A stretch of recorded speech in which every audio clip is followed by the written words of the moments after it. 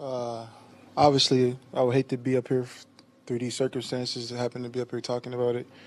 Um, it's a traumatic experience for me, my family, and it sucks that the country that we live in now. Sometimes you get profiled for the color of your skin, and it's a tough situation for me. Do I think every police officer is bad?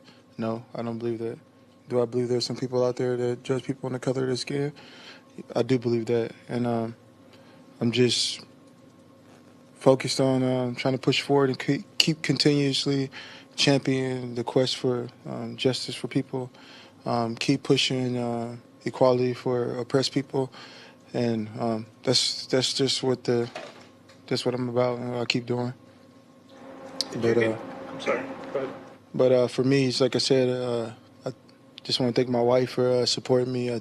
Without her, I wouldn't be able to have the strength to be up here right now. But and the whole time through the whole situation, all I could think about was my wife and my kids. I think people sometimes you think that the game is the most important thing, but for me, the whole time I wasn't thinking about the Super Bowl. I wasn't thinking about what play we were going to run against Green Bay or second Aaron Rodgers. I was just literally thinking about my wife and children and how much they mean to me. Have you heard anything from the Las Vegas Police Department or anything since your statement today? No, I'm just letting my legal team and my reps take care of it. I'm trying to just come in, try to focus on the game, try to focus at the task at hand, and let everything take care of itself. But like I said, this is a tragic situation for me. I hate to be up here at this moment. Like I said, there's a lot of people who experience what I experienced at that point, at that moment, and they're not here to live to tell their story. I think about Trayvon Martin. I think about Shirley Lyles. I think about Phil Castile, Tamir Rice. So many different people that had the experience that I had, and they're not here to tell the story. Um, so that's what it is. I hate to have you review what happened, but in the minute or so before the episode began, who were you with? What was happening on the sidewalk, and how did it play? I can't go into that right now. Just trying to keep it forward about just my emotions, not trying to get into the details of the situation. Just here just to let you know that, like I said, it's an emotional moment for me.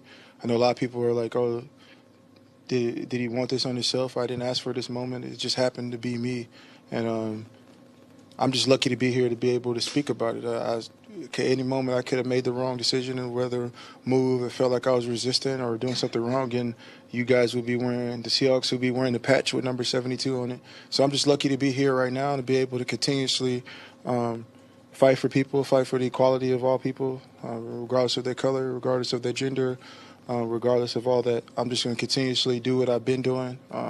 It's a hard journey. Sometimes you feel like you're alone, but there's a lot of people who support me, and I just want to keep doing what I do. I mean, it's unfortunate. Obviously, happy that he made it out. Day in the life, though.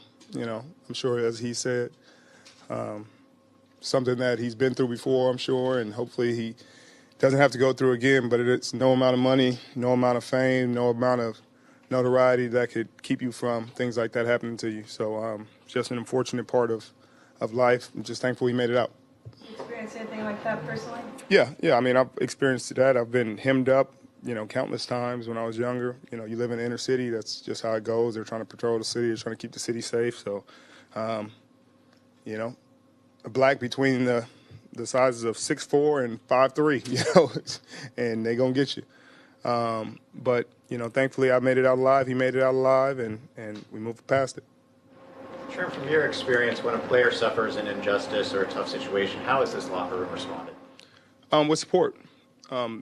We've always supported our players and supported our guys, and that's all you can do is support, because Mike is literally sitting, taking a stand, protesting, doing everything he can to combat the exact thing that he experienced. And people are so worried about him sitting down during the national anthem that they completely miss that message a lot of times. They want to be more angry at the action than the message. And that's an unfortunate part of the world we live in nowadays. I